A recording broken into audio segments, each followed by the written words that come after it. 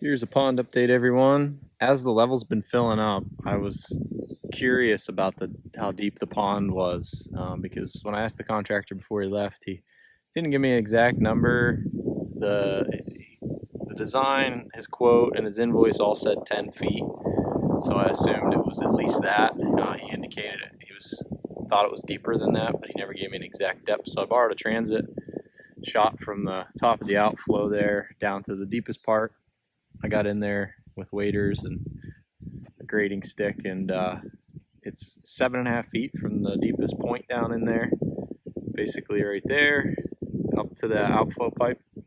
So much more shallow than I thought, which means this end is probably only like 3 feet. So the average depth is probably like 4 feet, which is no good and much less deep than I wanted it to be. So he is supposed to actually come back, and he's going to take material from the shallow side, make it deeper, and build the whole breast up another 3 feet. So the pond will be about 2.5, 3 feet. So the pond will be 10 feet deep basically at the deepest point. And then by taking this material out, this should be deeper too. So that's the plan. Dig down here deeper, move all that material on the breast. I guess he did say that he had a transit issue, and he shot everything from this point, which this is the highest point. And his transit was shooting at an angle, and he said it's 3 feet low roughly out there compared to here. And he didn't know that until he actually did a foundation for a house, he said, and he learned that after doing that. So costly mistake for him, but and unfortunate for me, because if you remember the last video, I thought I was done and I spread all this hay, which the wind has messed up, but some topsoil, hay, and seed, and it's been drier than a bone, so none of that grew. But today I'm gonna rake off all this straw and maybe try to rake off some of this little bit of topsoil around, get it back into the swale for now, just as storage. That way when he comes, he can just start moving clay onto the breast and building this up. So I'm just gonna rake all this off. He said he would do it, but he probably would do it with like a piece of equipment, and then I would pretty much lose all this hay and seed and any topsoil that's mixed in. So I'm gonna use all this good organic stuff, get it off of here. That way when he's finished, I can just rake it right back on, and then hopefully there's some seed left in this and some topsoil, and will save me a lot of equipment work moving topsoil from over there, because that's kind of at the grade I want. I don't want to have to move more soil from there over to here. So that's the plan. Pretty sad news when I checked that depth, but good news as of right now. The contractor said he's coming back to make it right, so hopefully he shows up, and we'll get this fixed and we should be good. Fortunately, it's not, the pond isn't full yet, so we still have a lot of area to pull material from, and I'm going to use some extra material to widen up the breast at the bends because it narrows down just a little bit, and then make the breast a little less steep on the inside, because as it comes up taller, it's going to get steeper. So probably have to shrink the footprint just a tiny bit to get the angle, get enough angle back in it. And generally by pond design, you want, according to Penn State University anyway, 6 feet out from shore, you want it 3 feet deep.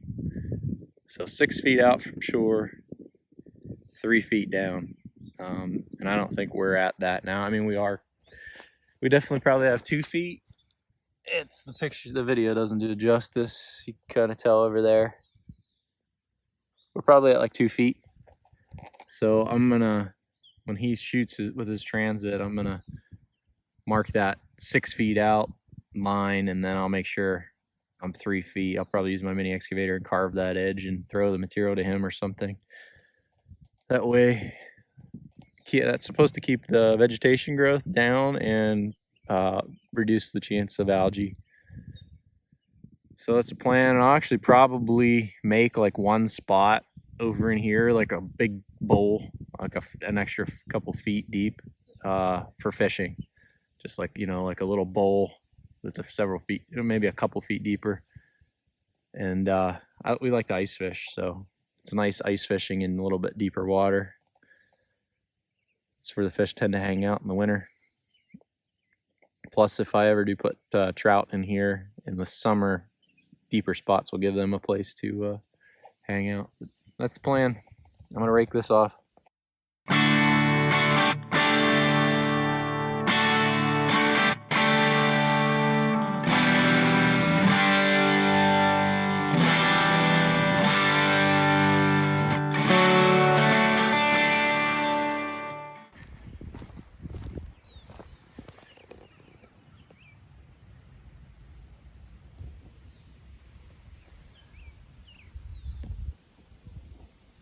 I guess a lot of that seed is germinating. So I feel bad taking this off. I'm gonna see, maybe, I think I might keep the straw here, and I'm gonna start back at the outflow and work my way out, because that's definitely the lowest spot. So anything I can keep whole, I'm gonna keep the straw on. So I'm gonna move over there. As you can tell, I'm still in the same spot. I just moved down a little bit further where I think they're gonna start building the breast up with more material.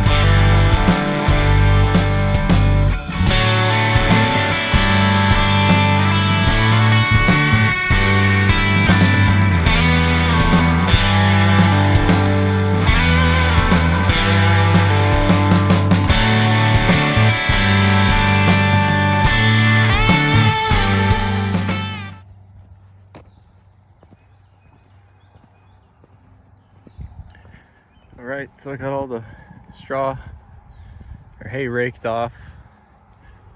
I stopped there just in case. We'll see how far the contractor gets. I didn't want to take all of it off in case it rains. At least if it's there, it'll help prevent some erosion. So I took it off here, and I kind of put the line of what I raked off where I want them to start building up from. And I thinned it out right here between the hay and where it starts to dip down in the pond, because I want them to widen this. I put more dirt right here to kind of widen this whole corner out. You can see it kind of cuts in right there. So this will be wider, and then this just has to come up here probably the most, like 2.5, 3 feet, and then taper up to nothing at that corner. So probably like 2 feet-ish here, and then a foot up there roughly, I would guess, and then nothing up at that far corner. So that's the plan. Build this up, pull dirt from over there. Lots of frogs in the pond. This French drain's still flowing a lot of water. Must be a lot of nutrients coming out of it because there's some algae. Not sure what to do with that. If I leave this long term or take it out once the pond's full. You can see how much more nutrients must be there because all the grass is growing. Or it's just because it's wet, one or the other, I guess. All raked off. I got the hay put in the swale ditch. That way, in case it rains, at least the soil will stay in that ditch. And I stopped up here at the corner.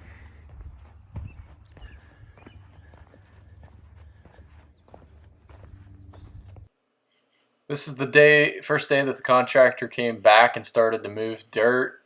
We ended up shooting it with a transit, and it's actually, it was almost 6 feet low at the outflow pipe compared to that top corner where I started the video at. 6 feet.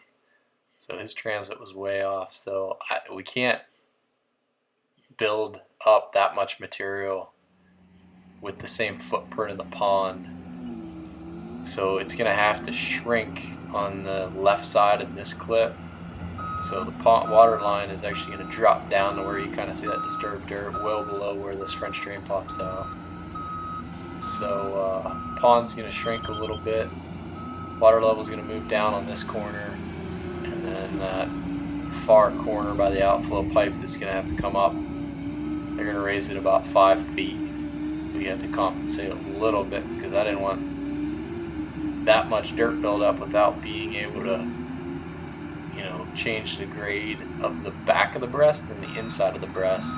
As you can see, they didn't pump the water out, so I didn't want it to be too steep and cause me problems in the future. So not going to raise it as much as it needs raised, and the pond's going to shrink a little bit. Pretty sad. I'm pretty disappointed, but at least they're here and they're moving the material, and it's going to get deeper on this shallow end. So actually the whole pond should be a similar depth after this, I hope. Here you can see where they're building up more material in the dam. We're supposed to disturb the top of the dam before they started stacking this material, so I hope it all bonds together well. I hope they did a good job there. You can see their sticks are the elevation, and then they're bringing the material up to that level. This is towards the end of day 2, so they're only using 2 skid steers. It's taking them a long time to move this amount of dirt. It's a lot of dirt. But this is the end of day 3. They brought everything up to the grade that it needs to be. And you can see in the right side of this photo that the original swale ditch and the original kind of, I guess, upper right side dam, that elevation can't be used anymore because the pond was 6 feet lower in that bottom corner. So it's almost like they created like 2 levels there, and I don't like it at all. So I'm going to do some work with my equipment to kind of reshape this, to kind of make it, I guess, look like one level and kind of blend everything together. So I'll put that in another clip. And then this is the left side of the pond here, where it gets kind of narrow. The swale ditch is a little bit ruined, and it's just not shaped the way I want it. So next video I'll shape this the way I want it. And then this last clip is where they put how they fixed the outflow. Instead of raising the whole pipe, it's been super dry. And I wanted, it would have been ideal if they had pulled the whole pipe out and reset it higher up in the dam, but because it's been so dry, I was afraid that clay would never repack in there, especially with just a skid load, using just a skid loader. I was afraid that clay wouldn't pack back around that pipe tight enough to seal, because when they installed this pond originally, it was really wet, and that clay probably packed in really well. It seems real tight around that pipe, so they left it where it was and just extended it up. So that's where it's at. Next clip, you're going to see me, I'm going to check grade on this whole thing again, because I learned my lesson the first time. Make sure everything's okay, and then make sure that outflow pipe is at least 12 inches below the dam. I don't think it is right now, but next video you'll see me doing all that, just checking everything. I do have to take some more material to this corner and make this less steep. Contractor said he'd come back and do it, but as I'm doing this voiceover in this video, it's been 2 weeks and he hasn't come back and hasn't given me any schedule on when he is coming back. So I'm gonna probably just do it myself. That way it's done, and because we've been getting a lot of rain here lately, and the more it rains, the more this is eroding, and I want to get that all spread out. So the next video you'll see me make this less steep, and I'm actually going to get some rocks since it is way more steep than it used to be. I'm going to put big sandstone, big flat sandstone here on this breast where the steep parts are, so that no erosion happens, and then that'll give me some base to pack more. I'm going to put more dirt on top of that stone, like a little bit, kind of like make it like a shelf, where I'll put the stone at the water line and then stack more dirt on top of it to kind of widen this out and make everything less steep. So anyway, you'll should see all that in the next video.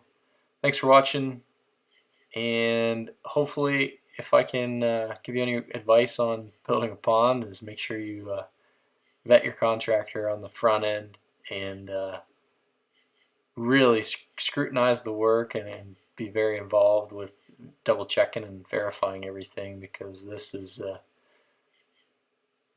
not fun to go through this again. I had tons of hours into getting the pond into the condition that it was prior to them having to build this up. So not fun, but I'm doing it, and we'll make it work. Thanks for watching.